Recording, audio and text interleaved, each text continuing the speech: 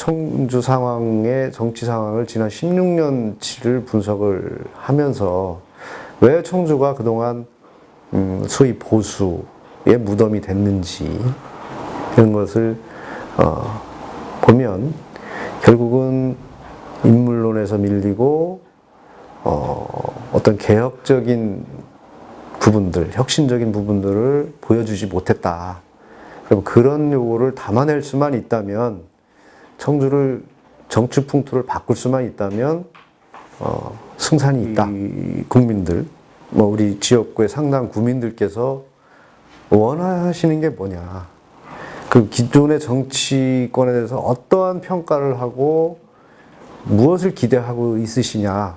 이걸 정확히 분석을 해서 국민들의 뜻을 담아내고 국민들이 필요한 부분을 찾아서 해결하고 국민들이 요구하는 부분을 제대로 파악해서 수행할 수 있느냐, 거기에 달려 있다고 봅니다.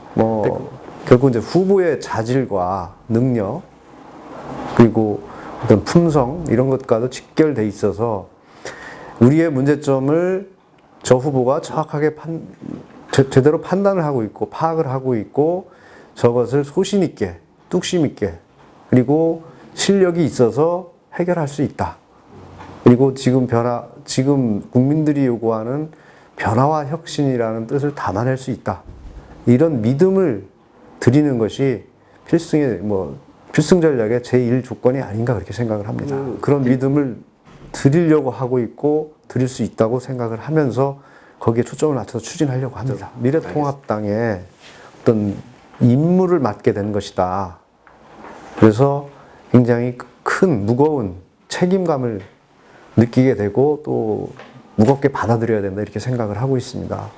결국은 현 정부의 무능과 비리 그리고 독선 이런 것으로 인해서 굉장히 나라가 혼란스럽고 어려운 지경으로 지금 돼 있습니다. 이것을 제대로 파악해서 견제하고 바로잡아야 되는 사명이 있고 특히 독주하는 이 국정 운영을 어떻게 견제할 것이냐. 결국은 4.15 총선에서 미래통합당이 승리를 해야 된다. 또한 이제 국민들의 기대 수준, 국민들이 원하는 지금 변화와 혁신이라는 뜻을 담아내서 정치를 또 혁신을 이루어야 된다. 그런 사명감을 받은 거다.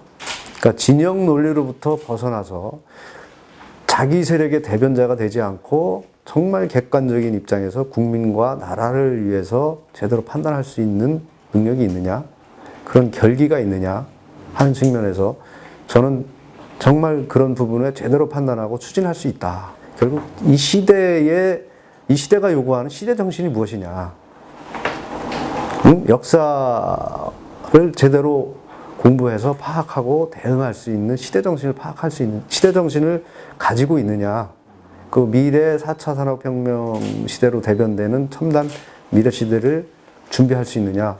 그래서 나름대로 저는 그런 부분에서 좀 더 장점이 있다. 잘못 가고 있는 경제정책만 놓고 보면 소득 주도 성장이라든지 주 52시간제 그리고 최저임금의 급격한 인상, 탈원전 이런 부분들에 대한 문제점이 너무 많이 노정이 되고 있지 않습니까?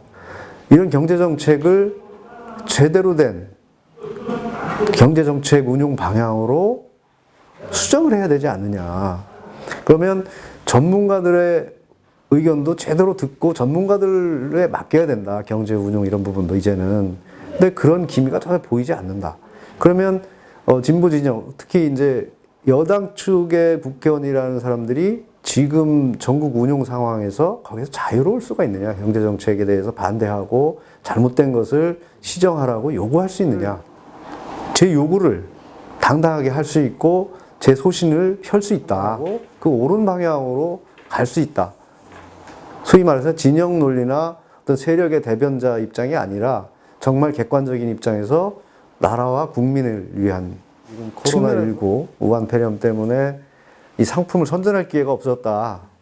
이런 상황인데 이 청주 지역에서는 제가 대민접 대민 직접 접촉과 명함 교부를 하지 않겠다고 바로 선언을 하고 보도자료를 배포했었습니다. 그리고 방역도 제가 제일 먼저 나서서 방역도 했고, 그리고 특히 이제 중점적으로 지금 하고 있는 문제, SNS 활동을 통해서 좀 더 많이 제가 하고자 하는 생각과 뜻을 국민들에게 알리려고 하고 있는 부분이 조금 더 하지만 제가 선거운동을 못해서 답답한 것도 있지만 더 안타까운 거는 지금 이 코로나19 바이러스 이 사태로 인해서 확진자가 계속 늘고 있고 사망자도 계속 발생하고 있고 극도로 국민들이 불안해하면서 2차적으로 경제가 극심한 타격을 받고 침체를 넘어서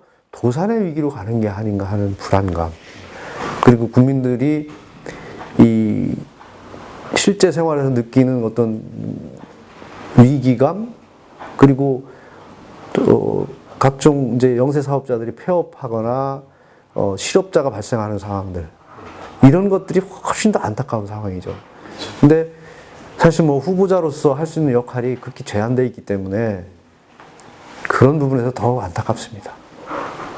경제 운용 방식에 있어서 자유시장 경제 질서에 더 적합한 그런 법제를 좀 정비해야 된다.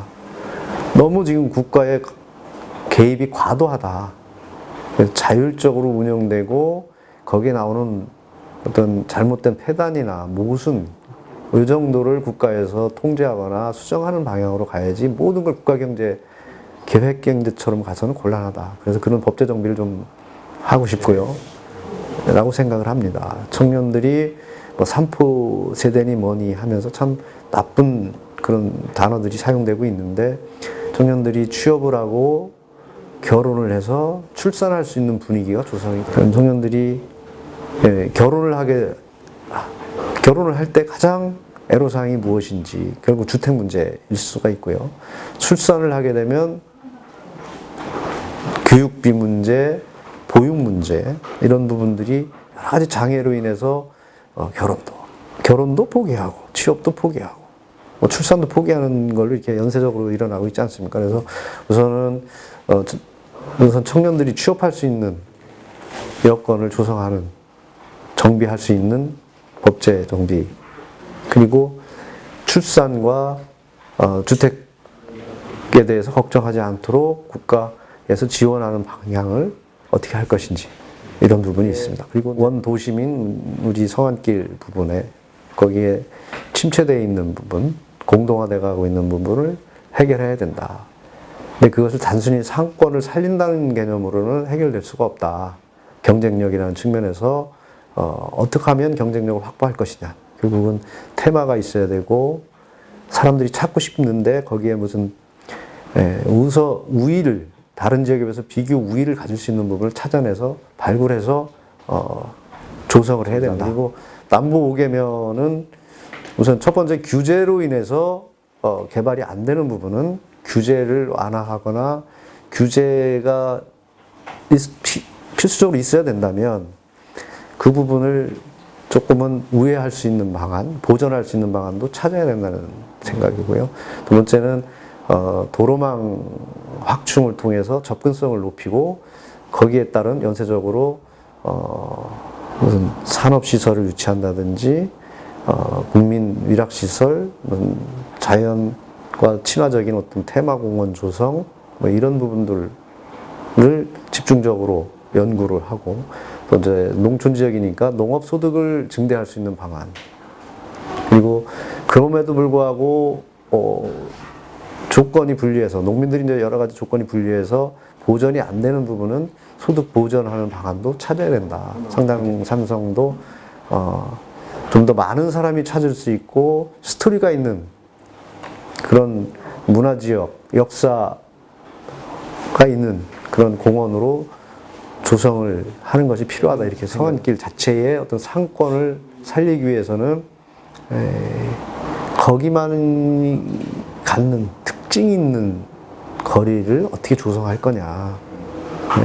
그냥 일반적인 무슨 상품을 판매하는 것으로는 대규모 시설과도 경쟁이 안 되고 역사 문화와 연계해서 거길 가면 뭐가 있다, 볼거리가 있고 독특한 거기만이 갖는 상품들이 있다. 그렇게 역사와 문화와 예술이 어우러진 상권, 이렇게 연구를 좀 해서 도심 재생을 해야 된다. 예를 들면 뭐 아주 젊은 사람으로 가느냐, 그리고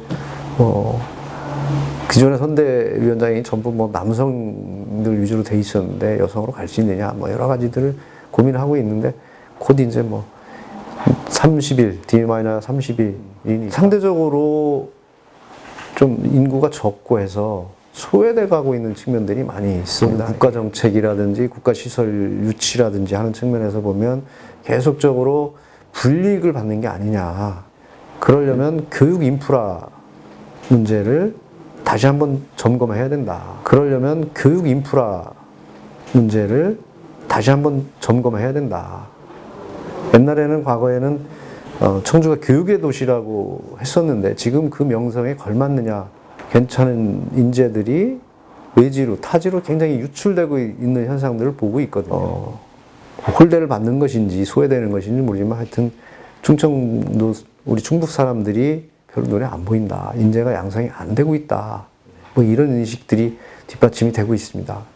그러면 작지만 강한 충북을 어떻게 만들어낼 것이냐, 그것은 정치를 하는 사람들, 지방자치에서 우리 이제 자치단체장들, 또 지방의 의원들, 이런 사람들이 제대로 아젠다를 설정해서 이 도민들의 힘을 결집시키는 노력들이 필요하다. 전국적인 인물, 정치적인 분야에서 전국적인 인물로 파워를 키울 수 있는 인물들이었느냐, 아니면 전부 대안으로 어쩔 수 없이 정치권에 온 사람들이냐, 이런 측면에서 한번 점검을 해보면 우리가 왜 인재를 양성해야 되고 같이 협심해서 키워야 되는지, 그리고 같은 정치인들끼리도, 그리고 정치인과 또 관료들 사이에도 어떤 협업 관계가 이루어져야 되는지, 지금까지 협업이 이루어져 왔는지, 이런 부분도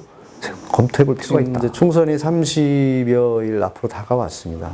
저는 우리 미래통합당이나 저 개인적으로도 국가의 운명이 걸린 선거다, 이렇게 평가를 하고 있습니다. 이번 선거가 자칫 민심이 왜곡된 결과로 나타나면 국가의 미래가 굉장히 암울하고 어둡다. 전문가가 아닌 아마추어적인 어떤 전국 운영으로 인해서 갈팡질팡하는 모습들, 뭐 이런 부분들에 대해서 우리가 시정이 되고 바로잡아야 될 기회를 가져야 되는데, 미래통합당, 과거의 자유한국당에서 이것을 제대로 견제를 하고 바로 잡아왔느냐 하는 부분에서 실패했다.